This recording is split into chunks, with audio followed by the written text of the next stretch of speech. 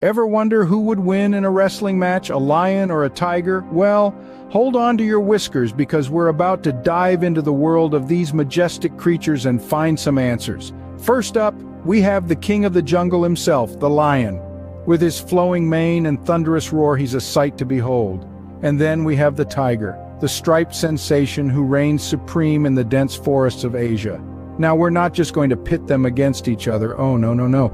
We're going to learn some really fun facts about these two big cats. We'll find out how they live, what they eat, and how they interact with their environment. And then, just for kicks, we'll see who'd likely come out on top if they were to ever have an ultimate showdown. So strap in and get ready for a wild ride. Keep your paws ready. We have a roaring adventure ahead.